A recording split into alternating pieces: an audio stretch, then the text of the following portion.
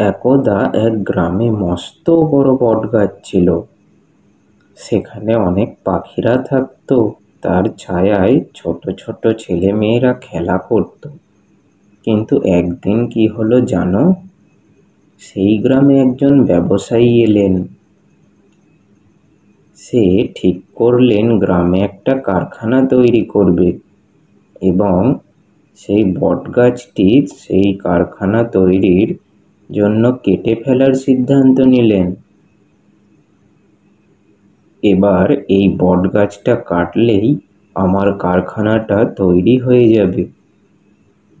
সেই মতো সে কিছু মানুষকে জোগাড় করলো গাছটি কাটার জন্য এবং সবাই মিলে গাছ কাটা শুরু করলো। হাইস হাইস।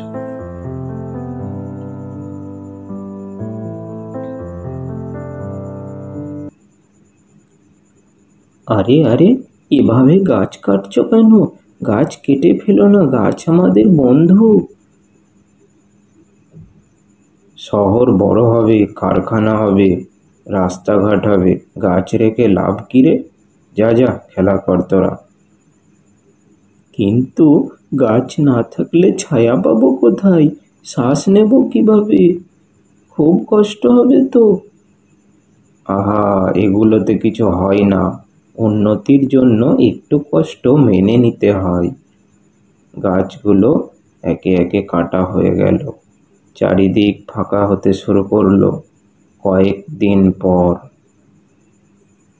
আরে, কোথাও এক টুকরো ছায়া নেই। কোথায় দাঁড়াবো এই কাঠ ফাটা রোদে? এত ক্লান্ত লাগছে। চারিদিকে শুধু রোদ আর রোদ আর ধুলো।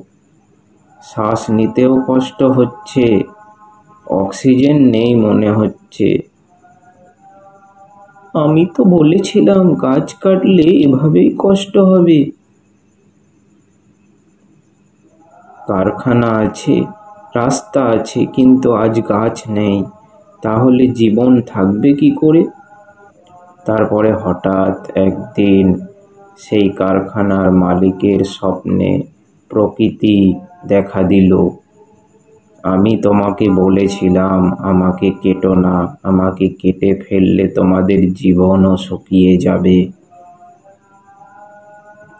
তারপরে সবাই মিলে একসাথে গাছ লাগানো শুরু করলো এবং কারখানার মালিক অনুতপ্ত হয়ে বলল, ভুল করেছি, গাছ কেটে উন্নতি হয় না, ধ্বংস হয়।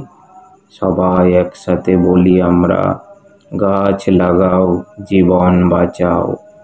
কাটবো না আর গাছ, করব রক্ষা পৃথিবী। সবাই মিলে গাছ লাগাচ্ছে। তাহলে বন্ধুরা, আজকের গল্পটা তোমাদের কেমন লেগেছে? অবশ্যই তোমরা ভালো লাগলে চ্যানেলটা সাবস্ক্রাইব করতে ভুলো না কিন্তু।